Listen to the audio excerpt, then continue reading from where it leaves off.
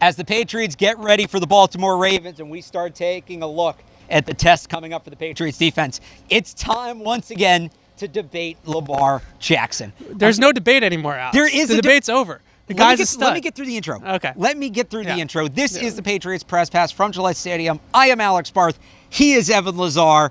You can tell there's some contention on this He's been waiting for this video really since the Ravens got eliminated last year. When I saw the Ravens on the schedule. In a game that Lamar Jackson had, 120 passing yards? Yeah, when I saw the Ravens on the schedule, I was like, this is the game I'm looking forward to the most. More than the Chiefs, more than Dallas, more than Philly. Lamar, maybe Houston is up there too because I love Deshaun just as much as Lamar, but both those guys are, Lamar's my man. Okay. I'm his unofficial agent. Lamar Jackson scouting report, go for it. You can't catch him. Right? Sure. You have no chance of catching him when he runs the football. Nobody's doubting him as a runner. Nobody here is doubting him as a runner. Okay. The one thing I will say about him as a passer is I think he has made strides with reading defenses a little bit this year. Yeah. The accuracy is still a question mark, and it's not so much the deep accuracy is really good. He made a throw against Seattle where he rolled out on play action and he threw it 50 yards on the run to Miles Boykin down the field right on a dime, right? Yeah. So he can throw the deep ball. He can run. Maybe the best running quarterback of all time. He might be headed in that direction. Now, a long way to go. With that said, the accuracy from inside 20 yards is still spotty. There are instances on the tape against even Seattle where he's got an open receiver 8-10 yards down the field away from him, and it's not that the guy didn't catch it, right? It's not like it's so inaccurate. Yeah. We're not Josh Allen, Mitch Trubisky territory where he's sailing the ball over guys' heads. It's just that the ball isn't on target, so guys are diving, they're going down to the ground, they're catching balls outside of their frame, which really eliminates all yards after catch possibilities. Yeah. So that's really the next step for him is getting that accuracy within 20 yards down. His throwing mechanics still aren't great. Yep. He's still got a narrow base. He still kind of comes a little bit too far over the top, which is what a lot of the accuracy issues come from. But as a player, he is dynamic. He is absolutely dynamic. He is unguardable against man coverage. You can't play man coverage against this guy. He's averaging over 9 yards per attempt passing in man coverage. He's averaging over 17 yards per scramble against man coverage. So you play man coverage against Lamar Jackson, the book is out that you're going to have a long day. And we'll get into how the Patriots should cover him in a second, but just the flip side of that now. There we go. Again, nobody's doubting him as a runner, but you look at the numbers, and he came out to that hot start, and everybody said, we fixed everything in the offseason. He's great. The first 3 weeks against Arizona, Kansas City, and Miami, 3 of the worst defenses in the league. Yeah. The numbers are spectacular. But you look at the last 4 weeks against slightly better opponents, Cincinnati, Pittsburgh, Seattle, and the Bengals, which is the best game of those 4. But still, the last 4 weeks, over 100 yards less per game than they had the first 3, 10 points less from 36 down to 26. They had no turnovers in those first 3 games, 7 turnovers in the last 4.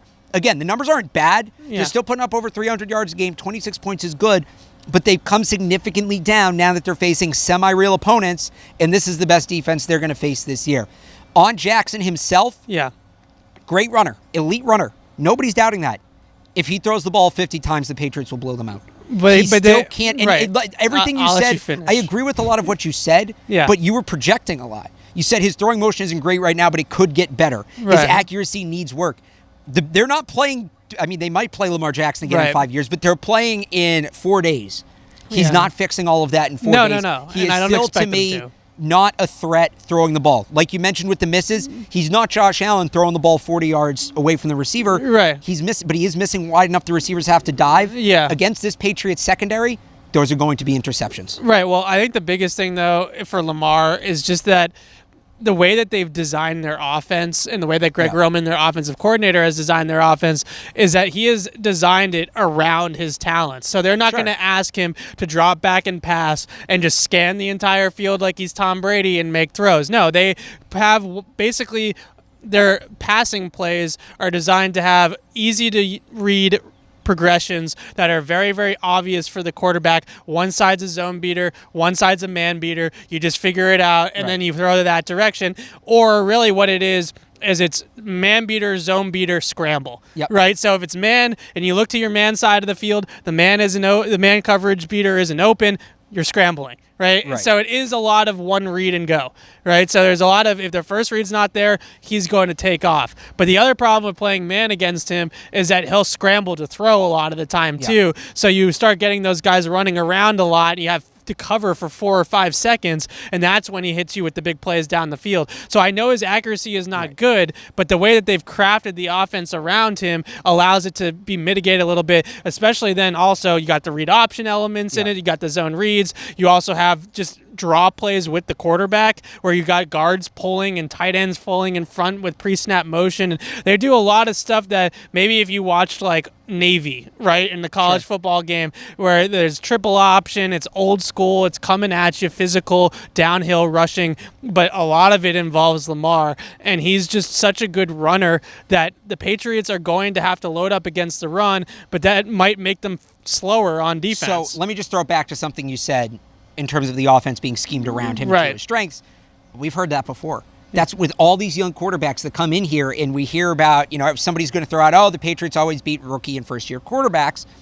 The comeback is always, but this offense, it's schemed for him to succeed, right? The Patriots can't stop it. I'm not saying the Patriots can't stop it. So, and I want to get into that, but I just want to say, in some ways, that offense that you described that they've built for Lamar Jackson in the past, that offense that is so cookie cutter, or not cookie cutter, but it is so paint by color for the quarterback, it hurts teams against the Patriots because the Patriots, it becomes paint by color for the Patriots, and they see it and they can flip it on you. So we will see how they can. Eventually that might happen for Lamar in terms of just big picture. The whole league might catch up to it. But really what they're doing, Bill Belichick said it, same as what Greg Roman was doing in San Francisco with Colin Kaepernick, right? It's the same scheme. It's the same runs for the quarterback. It's the same kind of design in the passing game as well. And everything is kind of the same as what it was in Buffalo for Greg Roman, and then again with Tyrod, of course, in Buffalo, and then with Kaepernick in San Francisco. So this offense, we've gone through a couple of different iterations of the Greg Roman offense with a few different quarterbacks, and he's still in the league, and he's still putting up points as an offensive coordinator. All right, this edition of Patriots Press Pass is brought to you by betonline.ag.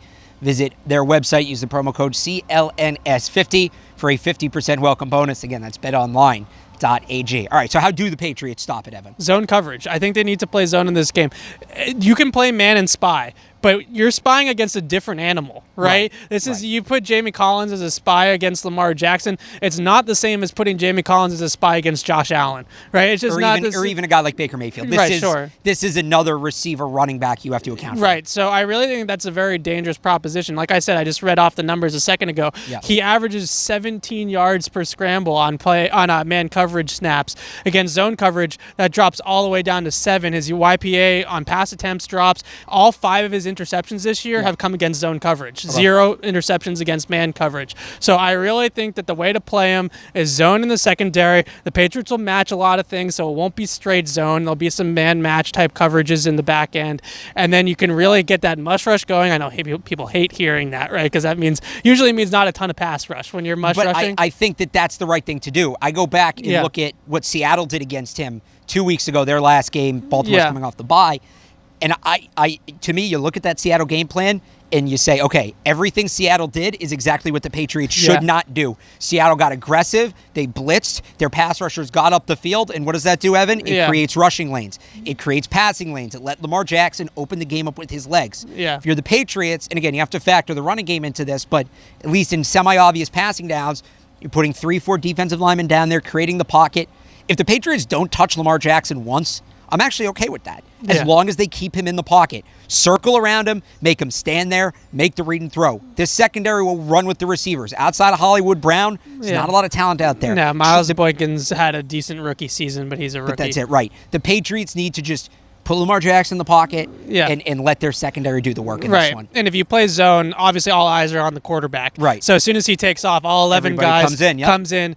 And when you also play zone, you can drop those guys into those hook curl zones, those 5 to 8 yard zones. That's where you're going to put guys like Jamie Collins, guys like Patrick Chung, guys like maybe Terrence Brooks will get some snaps this week out there as like a money backer, dime backer type player. And those guys can then basically be keyed on Lamar. You're more or less spying, but you're also kind of playing some of those underneath zones as well. And that way there, when Lamar takes off, you got a bunch of guys with eyes on the quarterback and you rally to the ball. They're going to have to bring everybody to Lamar Jackson. You can't just get get one guy to him. Like, that's why I really think a spy is dangerous, because that's going to get one guy one-on-one in space against Lamar, and there's nobody in the league that can tackle him like that consistently. So they really need to bring everybody to Lamar Jackson. It's got to be a team effort. I'd keep all eyes on the quarterback at all times, because I really don't believe that he can sit back there and pick apart the secondary in zone coverage, because he doesn't have the accuracy to do that. So when you play zone, you shrink those throwing lanes as much as possible. You force him to fit the ball into tight windows against zone coverage. I don't think he's going to be able to do that consistently for 4 quarters. And I think you hit on it there. But the key to stopping Lamar Jackson, they have to be patient. Yeah. They have to be patient. They have to be disciplined. To me, it's a similar game plan I'd like to see from them on Sunday, similar to what they used against Patrick Mahomes, at least in the front 7. Because remember what they did in the first half of that AFC Championship game. They kept Mahomes in the pocket. They let him stand back there. They forced him to pick apart the defense, go to his second, third, fourth read, and he struggled. Now, they played man on the back end of that. Yeah. And so that obviously needs to be different against Jackson, like you've said. Yeah. But the way they attacked Mahomes pre-throw, the way they attack Mahomes with their front 7, I think we see that game plan in some ways come back this week against Baltimore. Yeah, and one more note before we sign off. I know a lot of people hear Patriots play zone coverage, and they're like, we don't want that, right? Patriots historically, at least over the last couple of years, have been a much better man team than zone team.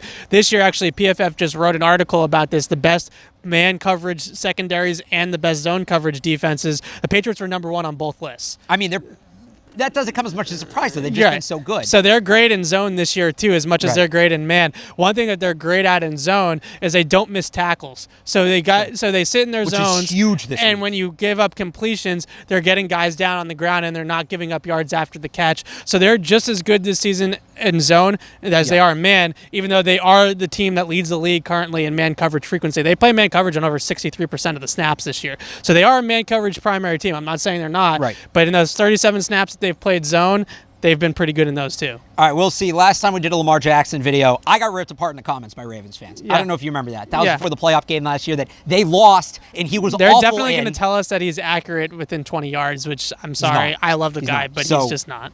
After you watch this video, scroll through the comments. I bet there's going to be a lot of good stuff down there. I'll just tell you all that. This edition of Patriots Press Pass is brought to you by betonline.ag. Visit their website. Use the promo code CLNS50 for a 50% welcome bonus. For M. Lazar, I'm Alex Barth from Gillette Stadium.